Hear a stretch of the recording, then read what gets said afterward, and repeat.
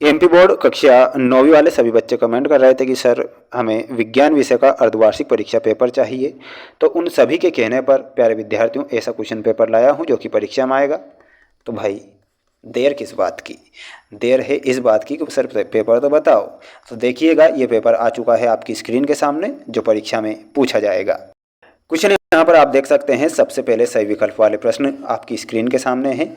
100 degree Celsius पर जल की भौतिक अवस्था बताओ। क्वेश्चन है कि 100 डिग्री सेल्सियस पर जल की भौतिक अवस्था कैसी हो जाती है। तो प्यारे विद्यार्थियों, अगर 100 डिग्री सेल्सियस पर द्रव या फिर गैस में परिवर्तित हो जाती है, यानी कि इन दोनों में से कोई भी अगर एक आप करोगे तो दोनों ही करेक्ट होगा, क्योंकि यहाँ पर दोनों ही आंसर सही है।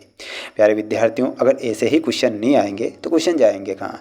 ऐसे प्रश्न मैं आपको बता रहा हूँ जो कि 100% आपकी परीक्षा में आएंगे। और एक और महत्वपूर्ण बात मैं बता दूं कि जो प्रश्न बता रहा हूं ये मोस्ट प्रश्न है। पढ़ना ना पढ़ना आगे आपकी मर्जी। अगर आप रियल पेपर ढूंढ रहे हैं तो आप सबसे बड़ी गलतफहमी में जी रहे हैं इस आधुनिक काल में। सबसे बड़ी आधुनिक काल में सबसे बड़ी गलतफहमी में तो आप ये जी रहे हैं कि हमें रियल पेपर मिलेगा। तो प्यारे विद्यार्थियों, रियल पेपर के भरोसे ना रहें। जो प्रश्न मैं 100% बता रहा हूँ और गारंटी ले रहा हूँ कि पेपर आपकी परीक्षा में आएगा तो आएगा, ये हमारी गारंटी है। इसलिए इन प्रश्नों को रट लीजिए, छाप लीजिए, बाकी आगे आपकी मर्जी। आयोडीन टिंचर कीटाणुरोधी गुण रखता है या विलयन निम्नलिखित में से किसको घोलने पर बनता है। तो ये बनता है एल्कोहल में आयोडीन। तो ये आप सभी बच्चों को ध्यान रखना है। प्यारे विद्यार्थियों, प्यारे साथियों, एक और महत्वपूर्ण बात मैं आपको बता दूं, अगर आप सुन रहे हो तो हमारे आराध्य हैं भगवान श्री राम।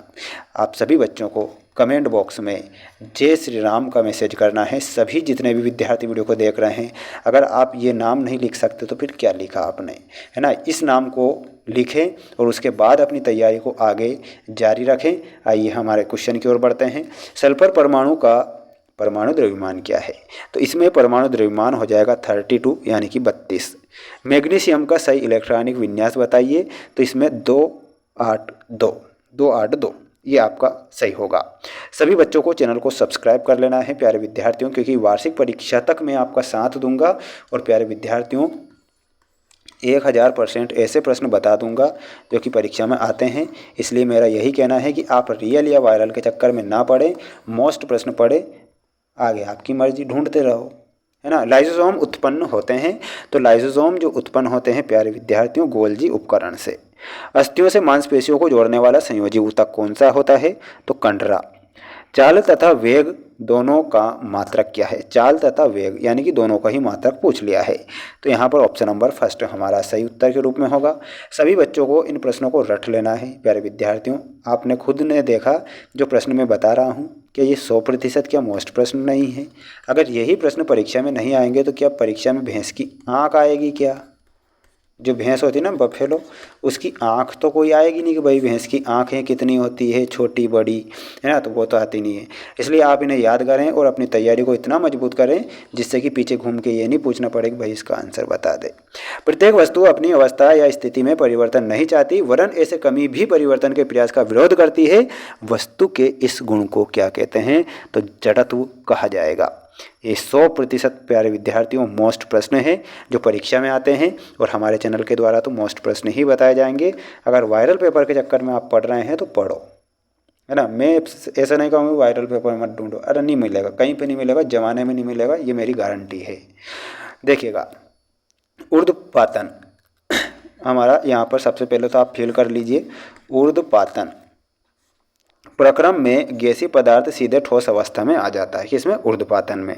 एवोगैद्रो संख्या, अब क्या ये 1000% मोस्ट प्रश्न नहीं है कि भैया एवोगैद्रो संख्या। अरे छाप लीजिए 6.022 × 10⁻23। अगर यही प्रश्न, अगर ऐसे प्रश्न नहीं पढ़े आपने तो बिला फिर आप कुछ नहीं पढ़ सकते। फिर तो आप भागोगे इधर के इधर, कुछ हासिल नहीं होगा आपको, इतना मैं कह देता हूँ। जो सटीक बात कह रहा हूँ वही सटीक होगी।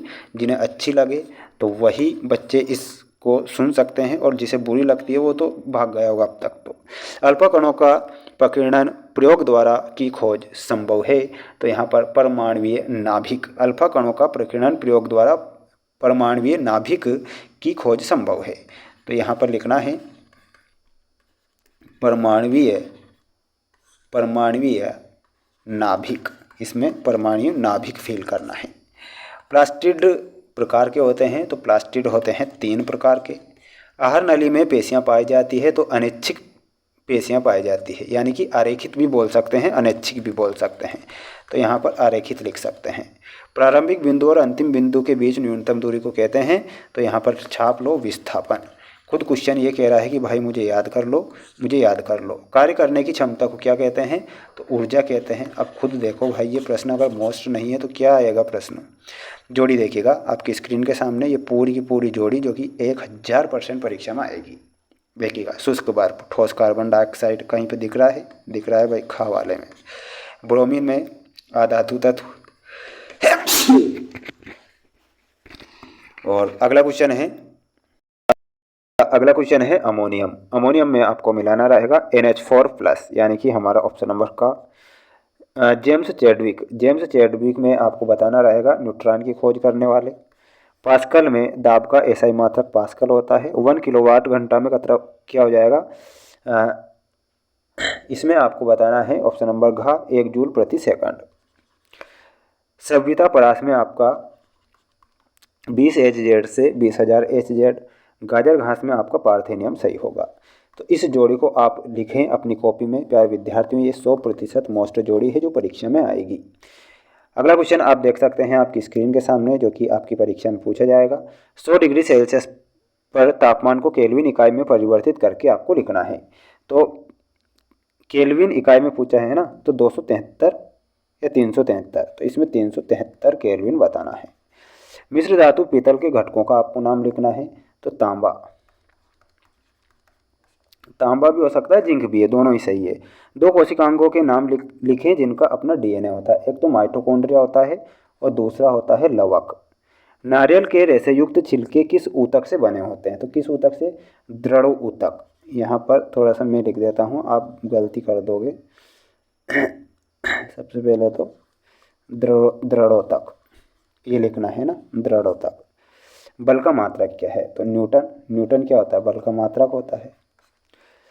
किसी वस्तु का 8 न्यूटन का बल लगाने पर यह बल की दिशा में 12 मीटर विस्थापित हो जाता है, तो कार्य कितना होगा, तो कार्य होगा 96 जूल के बराबर, 96 जूल। रबी की 2 फसलों के नाम आपको बताना है। रबी की है ना, गेहूँ, चना, तो ये आपको ध्यान रखना है। इन सभी मोस्ट प्रश्नों को पढ़ें, अपनी तैयारी को मजबूत करें। मिलते हैं अपने नेक्स्ट वीडियो में। जय हिंद।